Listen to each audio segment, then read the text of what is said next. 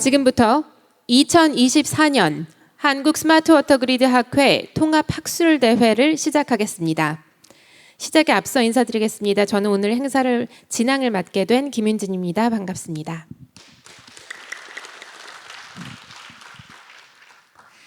네, 오늘 이렇게 바쁘신 업무 중에도 불구하고 오늘 컨퍼런스를 참석해 주신 내외 귀빈 여러분들께 감사의 말씀 진심으로 전합니다.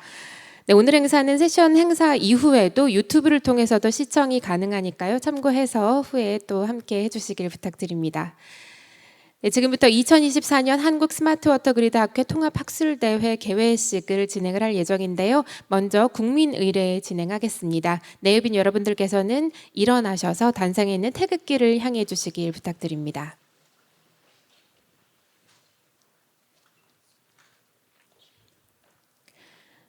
국기에 대하여 경례.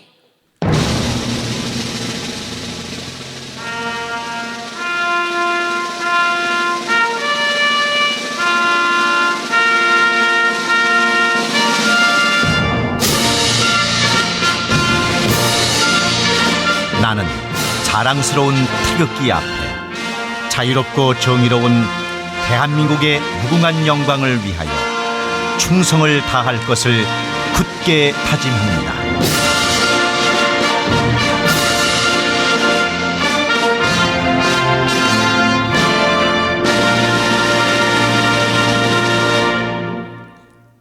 바로 네, 애국가제 창은 생략하도록 하겠습니다. 모두 착석해 주시길 부탁드립니다.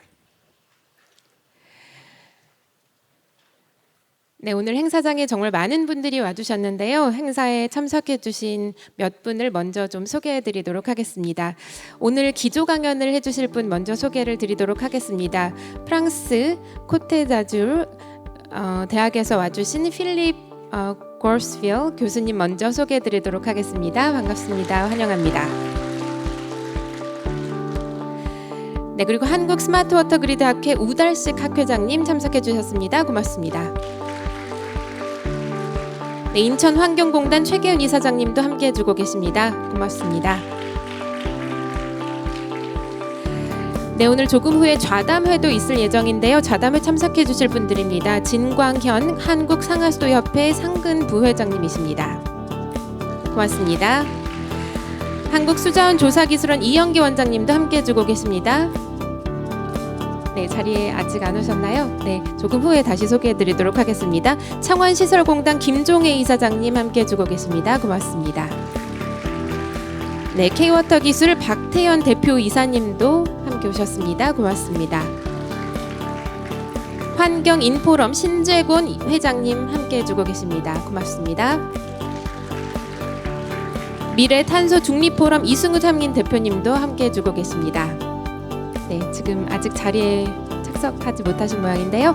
한세대학교 최진탁 부총장님 먼저 소개해드리도록 하겠습니다. 안녕하십니까? 네, 인천 하천살리기 추진단장 김창균 단장님도 함께 해주고 계십니다. 네, 고맙습니다. 네, 저 뒤쪽에 앉아 계시네요. 네, 그 외에도 많은 귀빈분들께서 함께 해주고 계신데요. 시간 관계상 모두 소개해드리지 못하는 점 양해 부탁드립니다. 네, 그럼 본격적으로 개회식의 시작에 함께 해주실 한국스마트워터그리드학회 우달식 학회장님의 개회사를 소개해드리도록 하겠습니다. 큰 박수로 맞이해 주십시오.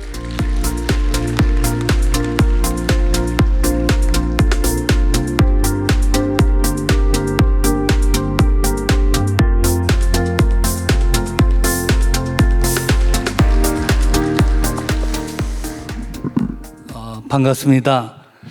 한국스마트워터그리드학회 회장 우달식입니다. 오늘 바쁘신 가운데 여러 기분들 많이 참석하셨습니다. 아까 사회자께서 일일이 다 소개를 해드렸는데 특별히 오늘 그 환경부 산하기관에서도 몇 분 참석을 했는데 진광현 상근 부회장님께서 특별히 오셨습니다. 너무 감사드리고, 그 다음에 우리 환경인포럼의 심재곤 회장님, 또 케어터 테크의 박태현 사장님, 또 멀리 창원에서 창원 시설공단의 김종혜 이사장님, 그 다음에 이 행사가 끝나고 나면 기조연설을 하실 필립 교수님, 또 오늘 또 바로 이어서 라운드 테이블을 하는데 거기에 또 유엔에서 또 GCF에서 또 싱가포르 대학에서 아주 귀한 분들을 모셨습니다. 이런 분들께 진심으로 감사를 드립니다. 저희 학회 이번에 학술대회가 저희 한국스마트워터그리드학회하고 또 인천 상수도 사업본부 또 인천 환경공단이 함께 준비를 했습니다. 기후 위기, 탄소 중립, 그리고 스마트워터 그리드라는 슬로건을 가지고 오늘하고 내일 이틀 동안 국제 세션, 또 전문 세션, 일반 세션, 특별 세션, 대학원 세션, 포스트 세션 이렇게 세분화해서 진행이 됩니다. 기후변화 시대의 물관리의 도전과 기회라는 주제를 가지고 우리 최계훈 인천환경공단 이사장님께서 주관해서 작년과 마찬가지로 이렇게 특별히 라운드 테이블 형태로 해서 특별한 준비를 했습니다. 또 이 행사 이후에 기조 연설은 Innovation for Water Key Challenge라는 주제를 가지고 1935년도에 설립해서 현재 약 5천여 명의 회원을 갖고 있는 큰 국제 단체, 국제 IAHR 협회 회장님이신 프랑스 필립 교수님께서 특별 강연을 또 해주십니다. 이번 또 학술대회는 후원이 이제 환경부, 또 K워터, 또 한국환경공단, 우리 상하수도 협회, 한국수자원 조사 기술원 등 정부 및 산하 기관뿐만 아니고 또 창원시설공단, K워터 테크, 또 미래 탄소 중립 포럼, 또 환경인 포럼, 한국관광공사, 인천관광공사 등 여러 기관에서 저희를 후원해 주십니다. 또한 뒤에 보면은 부수가 있는데 이 어려운 환경 속에서도 진행 워터웨이 또 에코니티 이를 포함한 28개 기업에서 부수 전시회를 개최해 주셔서 진심으로 저희 학회가 많은 그 성황리에 이렇게 개최가 된 것을 진심으로 감사를 드립니다.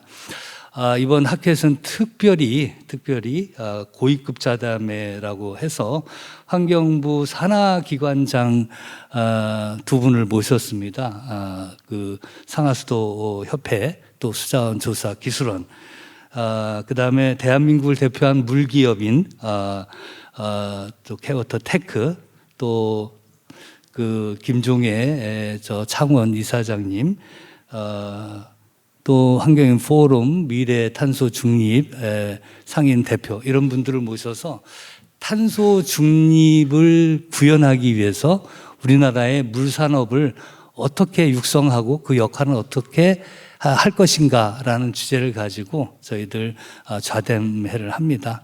여기에도 관심을 가져 주셨으면 좋겠고, 내일은 우리 서해안 그 황해가 유엔이 지정한 전 세계 66개 광역 해양 생태계 중에 하나입니다. 이 황해의 환경의 지속 가능성 확보를 위한 새로운 계획이라는 목표를 가지고 YES 이니셔티브를 내일 개최합니다. 최근에 정부에서 여러 정책들 가운데에서 기후변화 댐 이런 건설 계획도 발표했고, 또 극한 기후변화에 따른 가뭄, 홍수 이런 것들을 대응하기 위해서 저희 학회에 스마트워터 그리드 기술이 필요한 이런 시기에 이번 학술대에서 여러 연구 성과와 기술들이 발표가 됩니다. 이러한 좋은 기술들이 소개해서 그 정부의 정책이나 산업 현장에 적용될 수 있도록 저희 학회가 더 노력을 하도록 하겠습니다. 저희 학회가 개최되기까지 우리 그 사무국에 있는 직원들, 특히 박효선 사무국장이 고생을 많이 했습니다. 또 학술 준비위원장 홍윤식 교수님께서도 많은 애를 쓰셨습니다.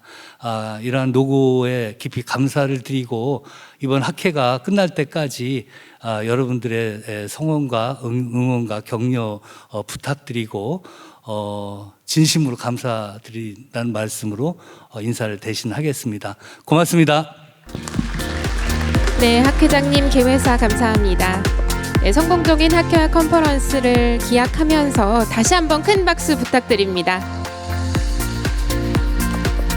네, 고맙습니다. 네, 다음은 한국환경공단 안병욱 이사장님께서 축사를 해주시겠는데요. 안병욱 이사장님께서는 오늘 부득이한 사정으로 참석을 못하셨습니다. 그래서 영상으로 축사를 대신 해주셨는데요. 영상으로 함께 보도록 하겠습니다.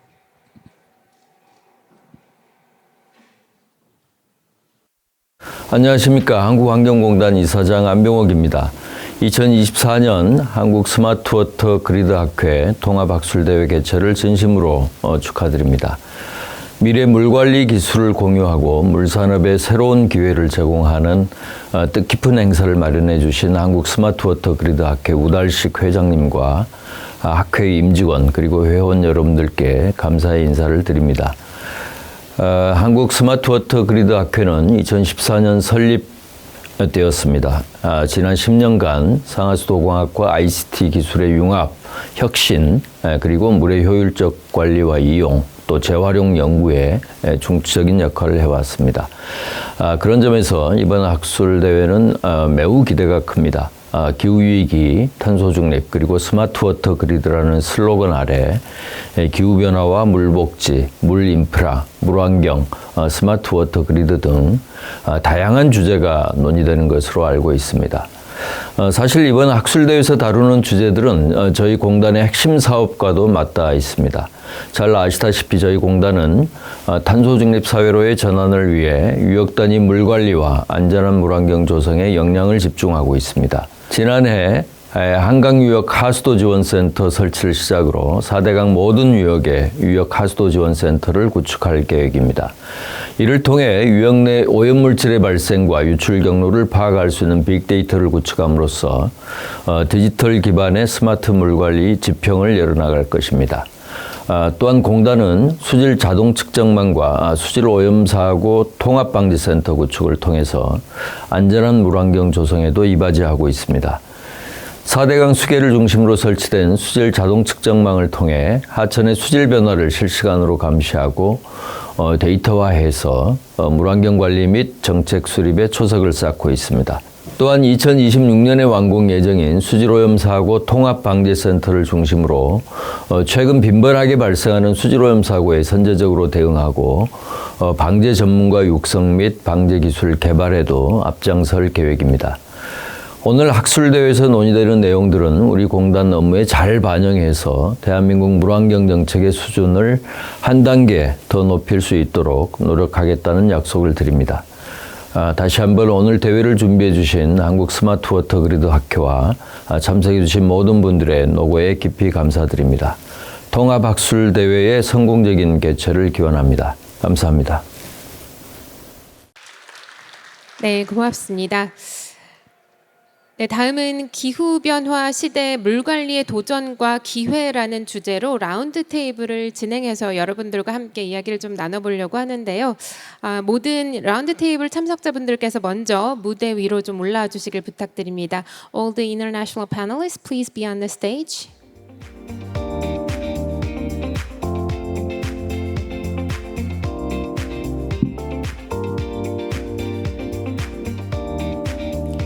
네, 최계훈 이사장님 그리고 바산자부 대표님을 대신해서 와주신 산디콘 책임님 그리고 유이 교수님, 갓프리 팀장님 그리고 진후앙 교수님 모두 무대 위로 올라와 주시기를 부탁드립니다.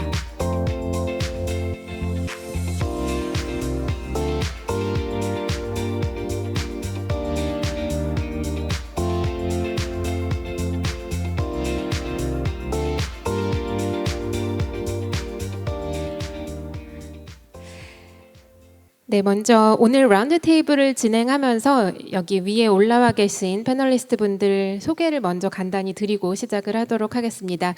왼쪽부터 소개를 해드리겠습니다. 최계훈 인천환경공단 이사장님이십니다. 오늘 좌장을 맡게 되셨습니다. 고맙습니다. Our second guest, 바산자브 겐보 UNSCAP 대표를 대신해서 와주신 피델로스 산디콘 Sustainable Development Officer 책임님 함께해 주셨습니다. 고맙습니다. Thank you.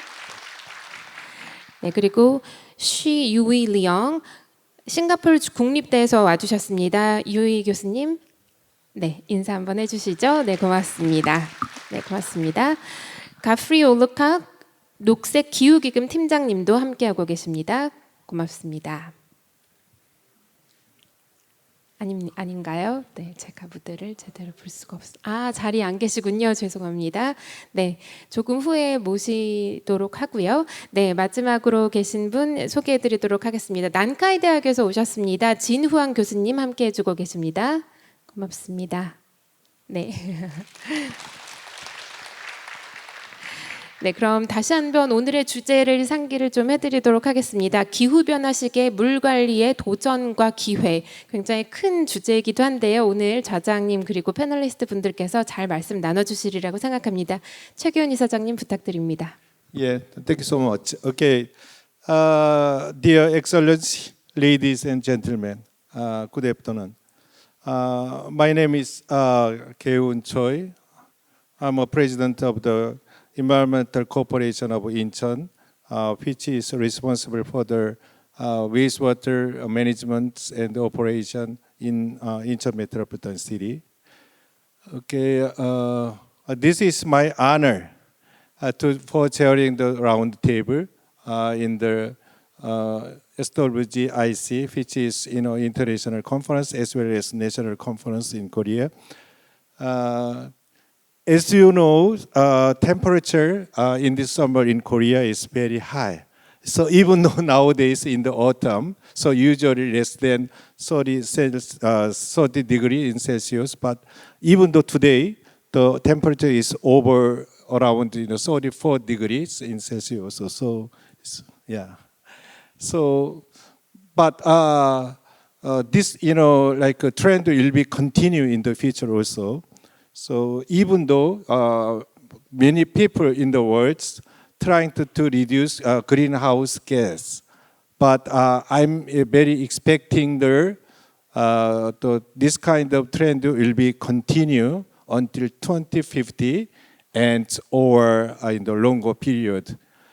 So that's why we needed to think about how can we reduce for this temperature increase in the period. How can we operate or manage for the water facility? So today's I'm going to introduce several speakers or for the panelists to talk about for their experience or for the future trend for that.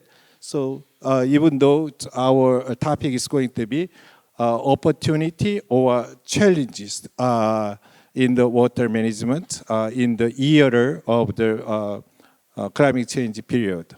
So first of all, I like ask to the lady first. So for the Fidelis, Saikon, coming from the UNSCAP, he has some experience in the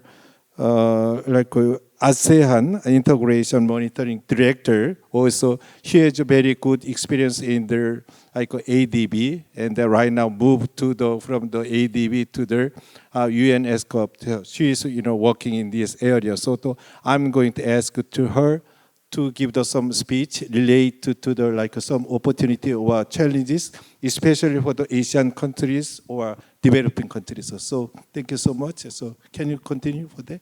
Okay. Thank you, Mr. Choi, and dear participants. Good afternoon to everyone. It is my pleasure and opportunity, a great opportunity for me to engage with you this afternoon.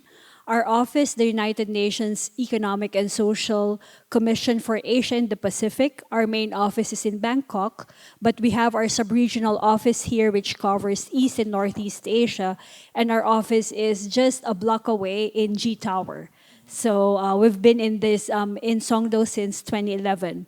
So this is a very timely engagement, and the focus in terms of climate change and water management is especially very timely considering key global engagements that are happening in the next few months. We have, for instance, the Summit of the Future, which will happen in New York in September 22 and 23, and of course, COP29, which will happen in November. And for those two key global engagements, climate change is really of importance and given very high focus. On this note, maybe I could, given the limited time, maybe I could give three main key points. First is having or elevating the strong linkage between climate change and water management is especially very important, given also in the context of the 2030 Agenda on Sustainable Development. The latest Asia-Pacific SDG Progress Report, this is an ESCAP, our flagship publication.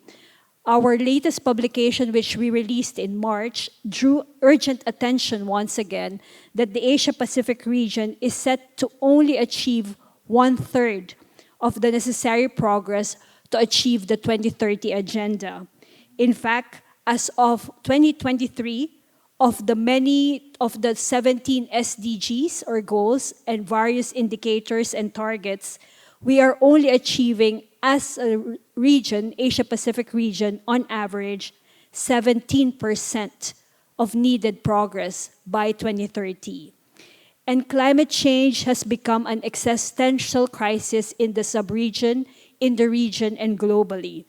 In this context, Goal 13, which is on climate action, has been persistently regressing. And so, in this end, for us to identify any channels and all channels where we can jointly engage and generate solutions to rise up to the urgent call for climate action is really important. And water management is one such channel which holds opportunities for us to firm up climate action. Which brings me to my second point, zeroing on water management. It is an enabling path to meaningfully contribute to climate action. While it has many potentials or opportunities, as the theme says, it also has many challenges and complexities. For instance, zeroing on the aspect of urban development, water-related issues is very multidimensional, like sustainable water resource management, where the consideration is both from the production side and the consumption side. And there is always a delicate balance for us to ensure that water is both a resource, an important one, to support the dynamism of urbanization, but at the same time has to be conserved in its use in the context of environmental consideration. So in this regard, I wish to highlight the third point in terms of the roles of cities, bringing it closer to our heart here in Incheon. Cities account for about 70% of global energy consumption and about 70% of greenhouse gas emissions, as well as 70% of resource use. And so for us, cities really has a key role in order to make meaningful contribution to climate action. And this provides an entry point or opportunities to further cooperate and collaborate among cities. bringing me to my third point and final note in terms of highlighting the potential of climate action and water resource management anchored on the key roles of cities. From our end in ESCAP, we have an entry point to facilitate such cooperation through our work in NIASPEC. We call this as our Northeast Asian Sub-Regional Program for Environmental Cooperation. It involves not only Korea, but also our other sub-regional member states, including China, Japan, DPRK, Republic of Korea, Mongolia, and the Russian Federation. So at the city level, we have our NIASPEC program, which is what we call the low-carbon cities, and it provides a platform to engage in terms of knowledge sharing, capacity building. And in fact, Incheon City has been such a great supporter and strong supporter for us on our LCC program, being a co-organizer for our International Forum on Low-Carbon Cities. In the end, may I also wish to highlight that this discussion about water resource management is in fact anchored on a very regional discussion in the context of our work in ESCAP. We have for our commission session in April 2025, the theme is on regional cooperation for resilient and sustainable urban development in Asia and the Pacific. So in this context, the discussions on water management, especially in the context of developing countries, will be further enriched in the coming months. And to conclude, just to highlight on the potential and opportunities, there is really a high potential for opportunities for cooperation on water management, especially in highlighting its vital nexus, contributing to concrete climate action. We wish to see more of this cooperation at the city level, at the multi-stakeholder level, and multi-sectoral level, as we accelerate the implementation of the 2030 Agenda for Sustainable Development. I wish to conclude here. Thank you. Okay, why don't you give the big hand for her? Okay.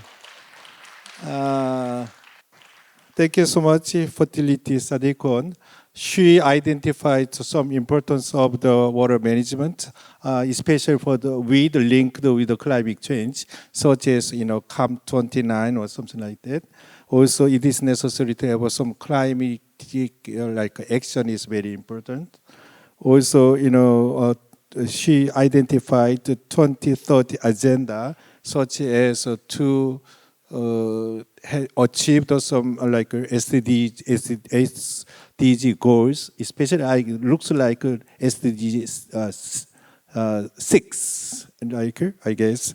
Also, she identified some complexities for the water management with linked with urban development, something like that. Also, identified some importance of the local government roles to give the better operation as well as management for the water sector. Thank you so much.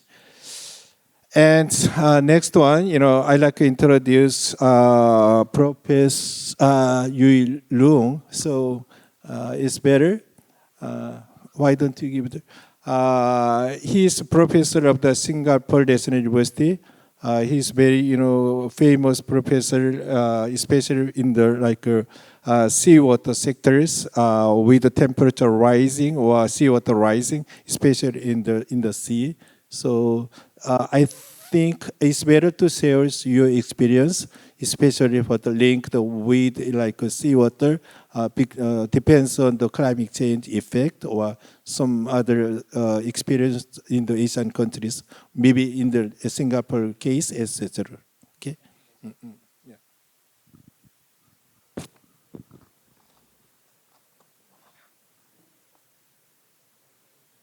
Yeah. Thank you, Professor Choi. My name is Yui Leung. I was with the National University of Singapore for 35 years until my retirement, but now I've been again being asked to return part-time because of climate change project, the one I initiated for the AR4. That was in Singapore. I I was the principal investigator for the project, but of course, the contribution from various researchers are acknowledged. I'm more on the climate change part, particularly on the rainfall, but again, colleagues from the same institute working on the water level side, sea level rise. Okay, just quickly over here, put some notes. Now, at that time was the assessment report number 4, now assessment report number 6 already. Okay, so now things are changing, but the change is not that dramatic. In principle, if you look at the report, you do the plot together from the AR4, AR5, and AR6. There are some changes for sure, but the change is not dramatic. Now, what it means is that if you have done it for the AR5 assessment report number 5, should be okay to use that result, but a little bit more, adding some more to the result of AR6. Because it's no joke to do the downscaling and studying unless you have the government funding to do that. In Singapore, we are quite fortunate we got the funding from the government. That's the reason we could afford to do AR4, AR5, and AR6 now. Okay, but now here is some information perhaps I can summarize to you. Now the global sea level rise, in principle, is higher in Southeast Asia. Yeah, because of all the countries are encircled by the ocean. Now, roughly from the observed value from the 1993 to 2009, that's about 20 years.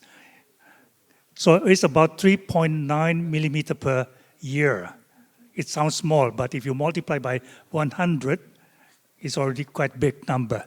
Now, that does not include the various extreme factors, such as like the glacier melting, ice sheet melting, and so on and so forth. Big whoop, and again, storm surge, and the rainfall increase, and so on and so forth. All right, so roughly is 3.9 millimeter per year observed. But in Southeast Asia is, overall in the world, it's 3.1. In Southeast Asia, 3.9. Okay? Now, again, the main reason for the sea level rise is, everybody knows about it, the melting of the glacier, ice sheet melting, and then again, you have the subsidence. Like Jakarta, the capital of Indonesia, is known to be like 12 to 14 centimeter per year. That's no joke. That's because of the groundwater pumping. Quite significant groundwater pumping. I grew up in Jakarta. I know everybody's pumping water from the ground. Okay? All right, so anyway, so Ho Chi Minh City, Saigon is similarly. It's quite vulnerable for that. Now, whoops. Right, and then the Southeast Asian country part, what is expected from the AR6 is about till the year 2100, the increment of the sea level rise is about 35 centimeter. But in Southeast Asia, 33. Sorry, the other way around, 33 and 35.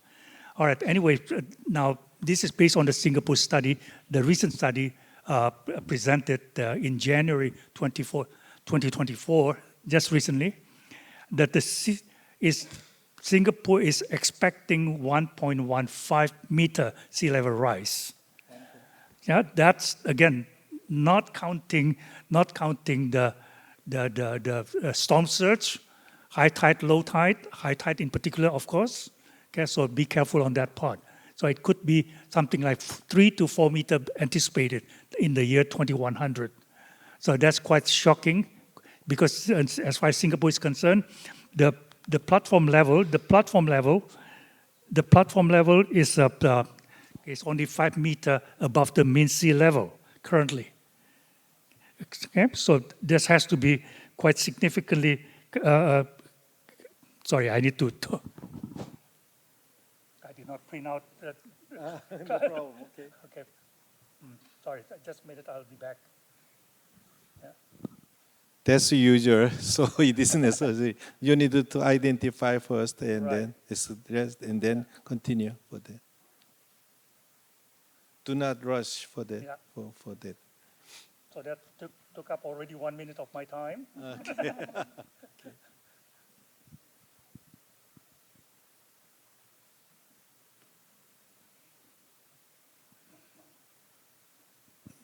Maybe it's not easy then, so I'm going to summarize first, and then it's okay. Yeah. You found? It's okay. I found Okay, it. good. Yeah, no problem at all. Okay. Okay, continue with what just said.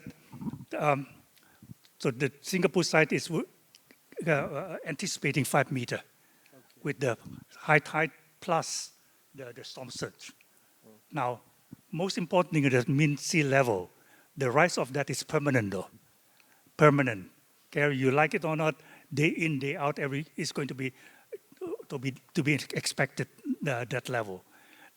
Whereas the storm, the high tide, low tide, in a day you have two high tide, and storms that doesn't come every day. Okay, so but again, when you're preparing something for mitigation study, that has to be included, of course. Yeah, so Singapore is preparing for the 5 meter. Now, as far as the known cases all over the world now, the marine heat wave, temperature we know is going to be rising. As a matter of fact, every day we feel so hot, and then we have to be in the air-conditioned room and so on and so forth. Okay, so many of us are from the developed country, so we are quite fortunate to have air conditioning and so on and so forth. If you visit some of the developing country, yeah, so you will feel, particularly the school students, the school classes, they are not air conditioned. Once you get used to with air conditioning, you simply got hooked to it. Without air conditioning, you totally feel like you cannot survive. Okay, so that's another difficult part of you're giving comfort, but yet at the same time you're spoiling them every day. Yeah, spoiling ourselves too. Now the weather season will lengthen and intensify for sure. We know about it. Particularly in the North Asia, we have southwest monsoon and northeast monsoon. The northeast monsoon period, then the northern part is going to be much more. Precipitation is much more happening over there, strengthening and so on and so forth. Whereas southwest monsoon, the southern part of the Asia is going to be the one affected, more heavy. Singapore definitely will be getting more rainfall, but Singapore has no problem with it because we have flooding is one of our main business for that matter, quote unquote. Okay? Now.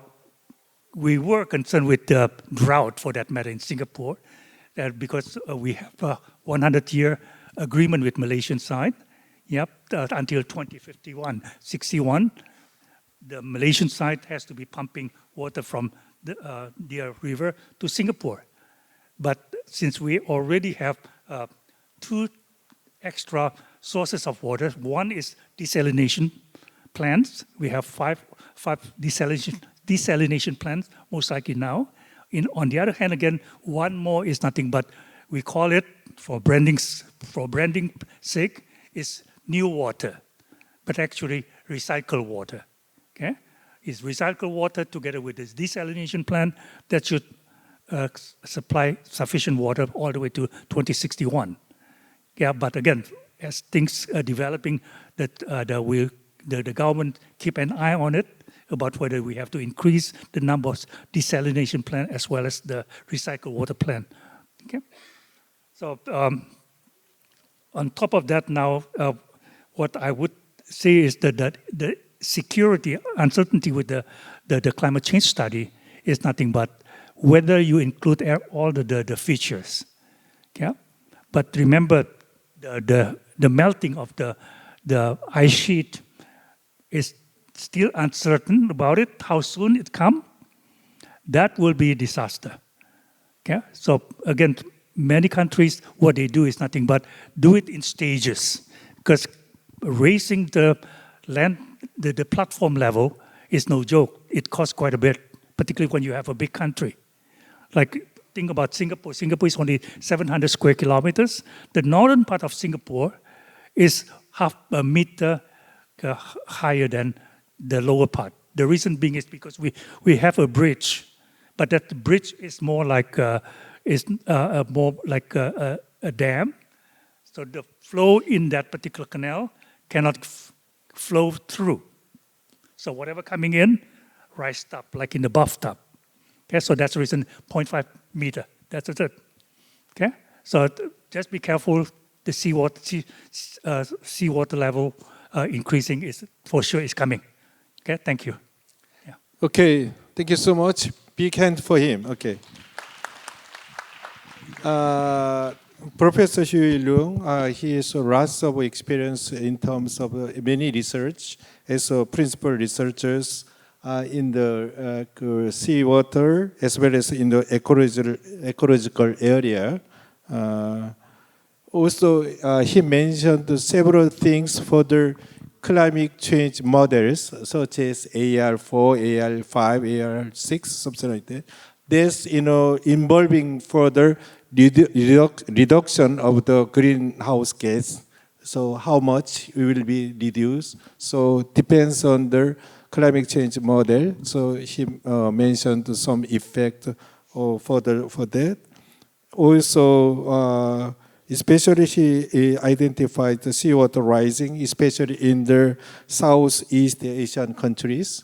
Also, he mentioned about seawater rising about 3 millimeters per year is going to be increased. But I was very surprised. It depends on his speech. But in Singapore, so more than 1 meter seawater rising was indicated. So it can be very powerful in the future. We need to consider further water management as well as operation in the future. Okay, once again, thank you so much. And then next one, I'm going to introduce Professor Jinyi Huang. He's a professor of the Nankai University at Tianjin City in China. Also, he has lots of experience in the international collaboration. Also, he's working as one president of the certain water research agency in Canada. So, can you give us some speech related to the some digitalization, or how can we manage the better using some smarter technology in the future, something like that? So can you give us some research about that? Okay, thank you so much. Thank you so much for inviting me to make some points here. Just a little bit self-introduction. Right now, the General Director of CINO Canada Joint R&D Center for water and environmental safety, and also I'm working for the World Federation of Engineering Organization. I'm working for the Water Committee. So in terms of climate change, I think they already talk about a lot, and also we work on climate change, also remote sensing. So in terms of climate change, actually we can see, for example, today outside is very hot. It's more than 30 or 34 degrees, right? What I learned, and we all got the alarm on the cell phone. So you can see right now we have experienced more frequent extreme events, including the huge rainfall. I recall there's a huge rainfall occurred in 2022 in August. So the heavy rainfall hit Incheon. And also this year, the heavy rainfall hit Dubai. in April. So Dubai people always think is desert. However, this year have a big rainfall, and all the infrastructure facility actually not work properly. So consequently, they have 8 billion investment in the infrastructure. They just announced this infrastructure investment this year. And we also have the cold wave events. So what we can see, our past experience may not work. For example, right now we still rely on the design curve, the design rainfall. We always say 100-year rainfall events or 50-year rainfall events. However, people said, oh, why we have so many 100-year events recently? So we can see our past experience may not work right now. So right now, because the advanced technology development, we can install more sensors, more digital device to detect, for example, the water level during the flooding, and also we can gather the rainfall information everywhere. So we have a big coverage of the installment of the the digital monitoring instrument. And also, this actually can provide with us the updated or the real-time data, so help us for the decision-making. So during flooding, so we know where is flooding, and then we can take some emergency actions. And also, for example, many people concerned about the water pollution or